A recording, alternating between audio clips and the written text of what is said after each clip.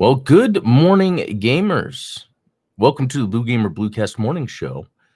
It is August 13th, 2024. I'm your host, Adam Blue. Every morning, Monday through Friday, around 8 a.m. Central, I'll be diving into the latest gaming news, what I've been getting into gaming-wise, and yeah, all that fun stuff.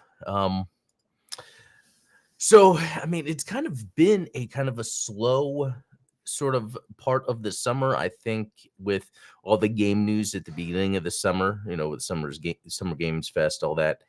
And then we have some bigger releases at the end of the summer, like Star Wars Outlaws.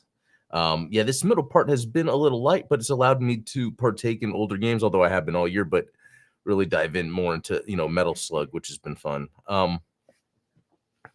But yeah, let me show, let me share my screen here. This is Exophase, but you know what? There's not much to show here because other than logging in to do my dailies in Metal Slug Awakening, I actually didn't play any games yesterday. I know, a shock. It happens every once in a while. But yeah, yesterday, no. Actually, was it yesterday? I was playing some of this Super Puzzle Fighter on our arcade with my wife. So I was doing some of that. Yeah, but that makes for kind of a boring day, right? Yeah, not much. No, but that's okay. There's still awesome, cool news to go through. First thing I want to talk about is Stormgate. So I was hoping actually it would be ready by the time I started the stream, so that would actually be how the stream starts, where I'm playing Stormgate. It's that new RTS from Blizzard devs, and it's supposed to be like a spiritual successor to StarCraft. It's very cool because right now we have Tempest Rising. It's not out yet. It has a demo, or had a demo. And that's supposed to be the spiritual successor to Command and Conquer, and it's done very well. So I'm very excited about both of these games. I'm a big fan of RTSs, especially how they used to be. But let's look into this. So what's interesting is they had this Stormgate was available, but for purchase. And so I was thinking, if I could purchase it, maybe I'll go ahead and get it. But it was like, this is like an early access thing, and it's going to be free. So I'm like, do I purchase or do I wait? And, it's so easy to get burned on these RTSs. So I just waited a bit. But let's go into some details here. And this is from PC Gamer. As with so many online games lately, it's easy to wind up confused about the official Stormgate launch time. Frost Giant's free-to-play RTS has been technically playable for about 2 weeks, but hasn't actually launched yet. Its Steam page may say it launched in July, but the actual release date is on August 13th, which is today. Stormgate has done that thing where developers co-opt the phrase early access to refer to a period of time where players who pre-order the game get to play early, starting back on July 30th in this case. To add further semantic confusion, Stormgate is in fact launching in Steam Early Access, and the thing we're all used to calling early access, and even though it offered pre-order package for $25, don't forget that Stormgate is indeed a free-to-play game. Isn't that confusing?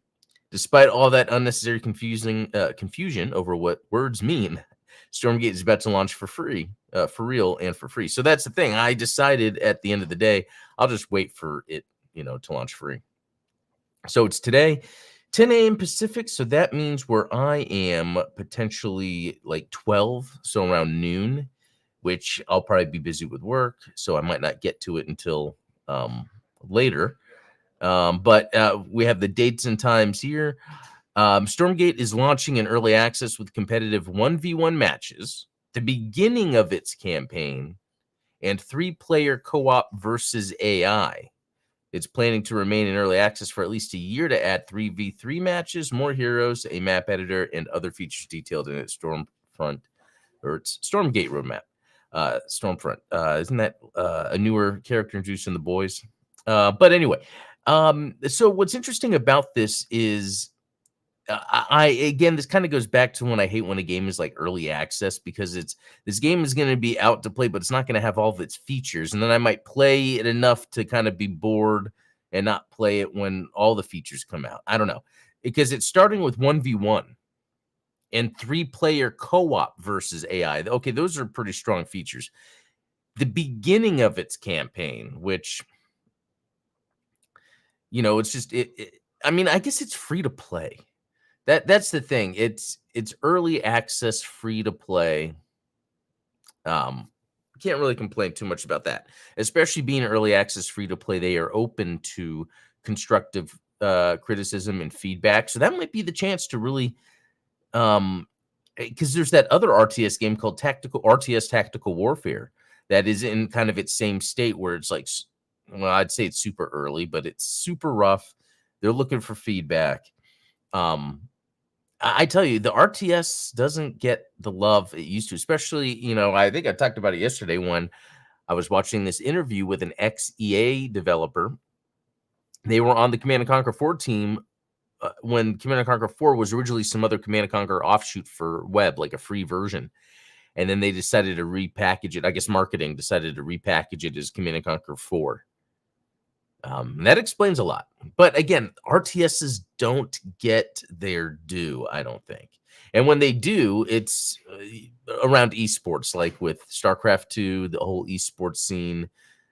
We see a lot of times the sports, like, and I think the RTS went away, and that's what happened was with Warcraft 3. What was really popular, and I forgot the game mode in Warcraft 3, the thing that spawned, the League of Legends and all that. That kind of took that RTS limelight, even though I think they're different games. But I think the market treated RTSs and the MOBA the same, or that audience, that market. And so they never really fulfilled the RTS side, and they just doubled down on that. So that actually it brings us to another story, because this is something I guess I haven't been super familiar with. Let me see if I can find it. Oh, give me a second. I had it here for a second. Okay. Let me open this. Okay. The Verge writes an entire article about Valve's Deadlock, which is in private alpha. So Valve has not announced Deadlock and has asked players not to share anything about the game, but due to the size of the playtest, there are leaks everywhere. According to SteamDB, which can list Deadlock info because someone gave the SteamDB bot a key, the game has a peak of 18,000 concurrent players, and the total number of players in the test is likely much bigger. How crazy is that?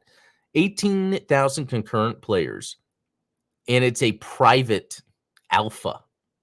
That's crazy. That says a lot, unless they're just pumping money into this aspect of development.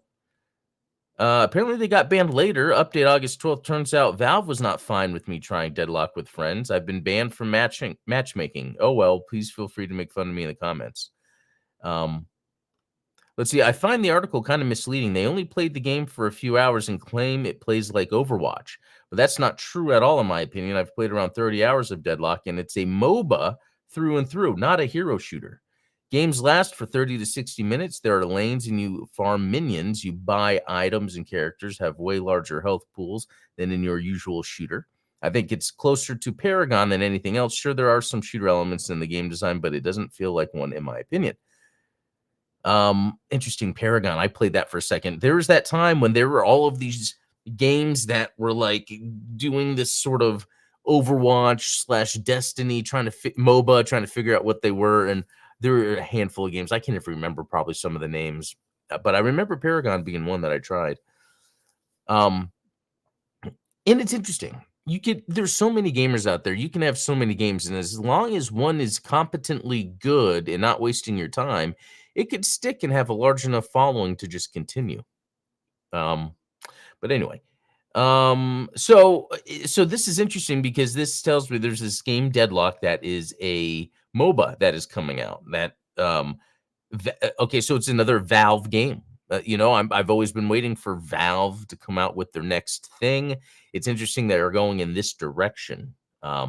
This seems like a 2015 move, but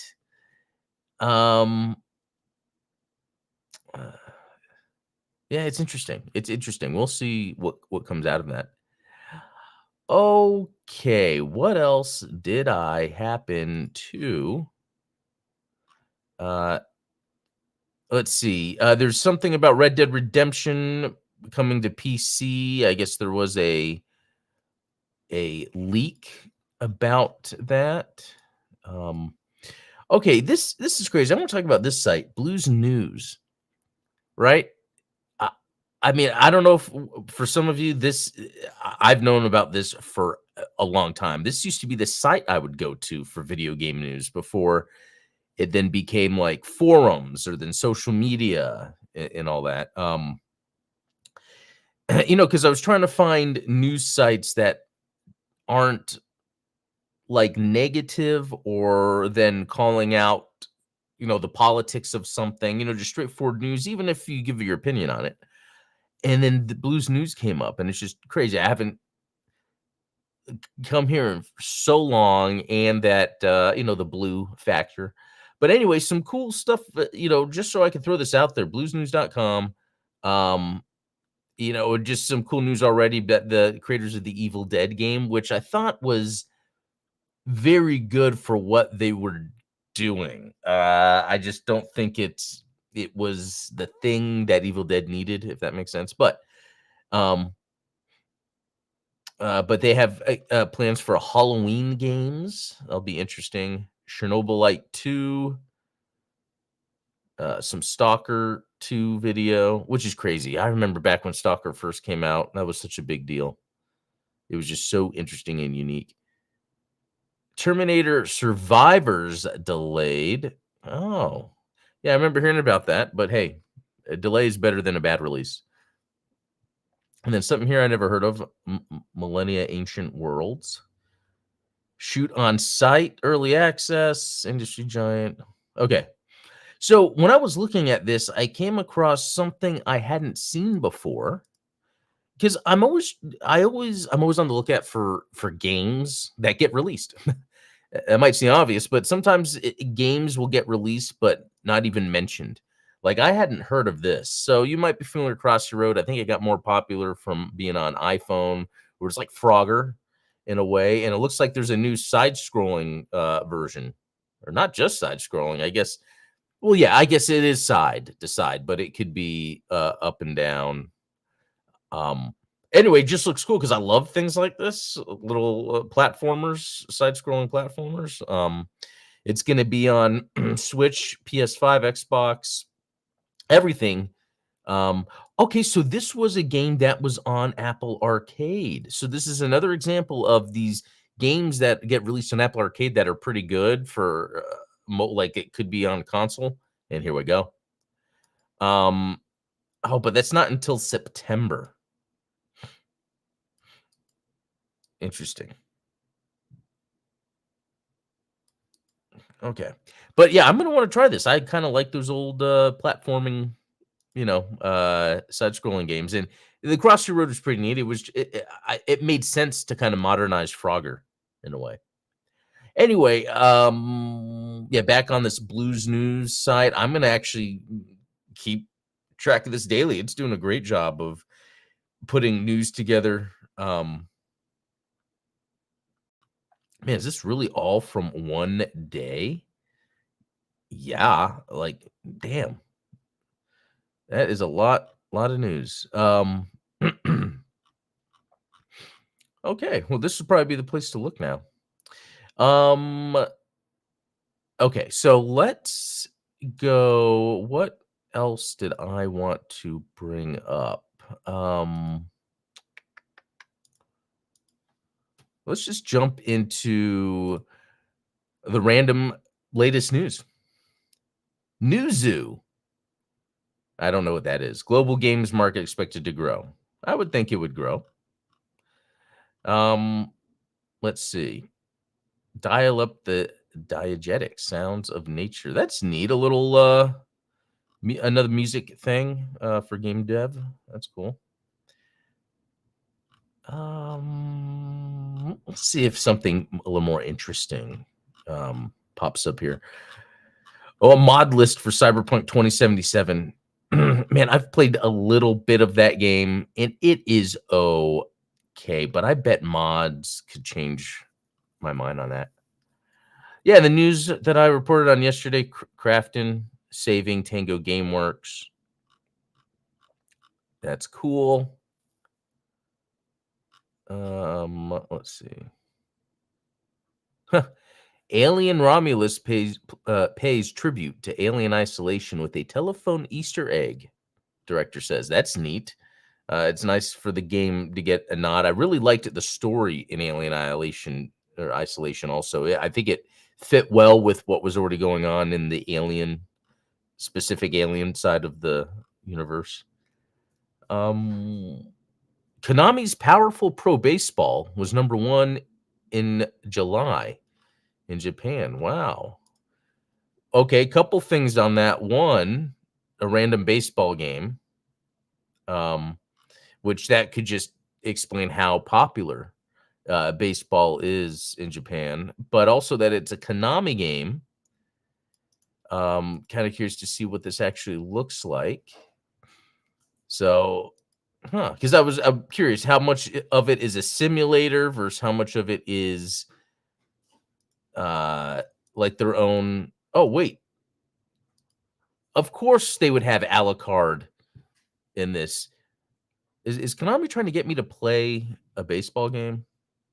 But no. Um, I love the way the camera looks on this, where the camera is situated to look real, but it looks cool. Um, I the graphics just evoke like classic game, even the movement, the animation. But I'm assuming this is something that's not going to be easily played in the U.S. I wonder if there's more information on that. Okay, so it could probably just be played on a PS4 just by importing it. Huh. Interesting. Interesting. I think Konami, I think classic game mechanics, the graphics, the music. Seems like it could be a good experience, even though I'm not like big into sports, but sports games have been fun. The Blitz games, Wayne Gretzky, NBA Jam. Yeah, sports games can be fun. All right. Okay, let's see here. Back to the latest news. Yeah, Red Dead Redemption coming to PC after 14 years, store listing suggests. That's interesting. To me, it's just interesting why it takes so long, but they do it. It's not like they're not going to, Rockstar importing their games to PC. It's very interesting. Okay, so I noticed this Keyword Studios has acquired Wushu Studios, but I didn't notice the Fall Guys. So I guess, yeah, Fall Guys. Wow, they worked on Baldur's Gate 3. Okay, so they could be like a supporting developer. Yeah. Okay, so I'm glad I'm seeing this. Deadlock hasn't been announced, but it has more than 18,000 players. That was like my takeaway from that. It's like, okay, cool. Valve has this new game coming out. It's called Deadlock. Wow. But it's in private alpha with 18,000 players. That's interesting. I don't think it's going to be my type of game, but I am interested in seeing what it's going to be like. Okay, yeah, back to Red Dead Redemption PC release. Because that's the thing, when Grand Theft Auto 6 comes out, it'll be a year before it comes out on PC after, release on consoles. And even when it comes out on consoles, would they do like a staggered console release? It was so interesting when the Grand Theft Auto 5 came out because it was on last gen first, and me and my brother bought it last gen, and then it came out when the current gen consoles came out, and we bought it again. The same with the Call of Duty Ghosts, I think it was at that time. Let's see. Let us see some more news.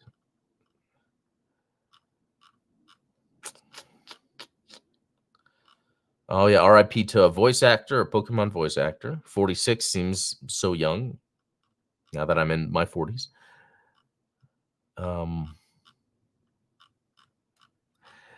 Yeah, it might not be too much more, really. Ethical games looking to craft industry-wide ethics codes seek developer input. So what could this be exactly? Monetization is difficult because you need to sell the game. And okay, I can see where they're coming from, the ethics side. I was thinking if it was going to be on the side of end of life for a game. Something that I've been discussing with Steven and Kyle on both Midnight Hatter and Free Speech Geek. We're having discussions on that recently with, when game services end, do the developers have the right or publishers have the right to shut it down and not let anyone have access to it? I think there's some ethical standards there that could be explored, but this makes more sense. This is based off monetization, which, a lot of times when someone is making a game, you're making a game to make some experience that you could play. But there are also probably some people that want to make a game because they're like, how can we make something that makes people want to spend money? I think those are two different ways to approach games. And but sometimes what happens is you have developers that want to approach in an ethical way, and then you have the publisher, whatever. It's like, no, let's add this on and all that, which I'm sure is what happened with Bungie in Destiny. Let's see. Okay. Gearbox boss Randy Pitchford teases Borderlands 4. Is this the right time to do that? It's very interesting. Because then I'm thinking, I keep thinking of Aliens, Colonial Marines, Gearbox butchered that. We have this new Alien Romulus movie coming out. The last Alien game, other than there was the Firestorm, which was the third-person shooter, which was okay. That was the bones of something that could have been a lot better. And then you had the Alien tactical strategy game. I forgot what that was called. It's interesting because I feel like the Alien Fire Team, Aliens Fire Team was like it was trying to do what we wanted from Aliens Colonial Marines, but it did it all in mechanics and left out everything else. Because as much as I didn't like Aliens Colonial Marines as much, nearly as much as a game, it felt more like I was in the Alien universe as opposed to that Fire Team. Which it's weird how these games are like almost awesome, but just not quite. I mean, and I look at it this way. We have a game like Helldivers 2.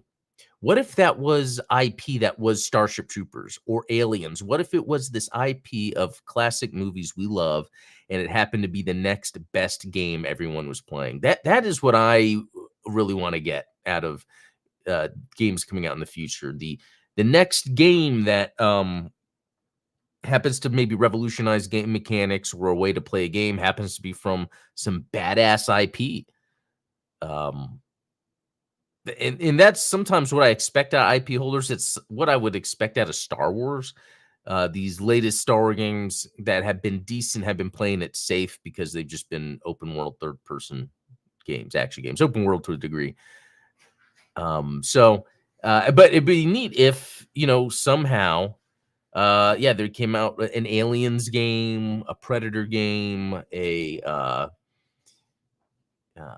even Gundam, the property I like, Terminator. There's so many properties that are ripe for gameplay and could be like awesome games, but it just doesn't happen anyway.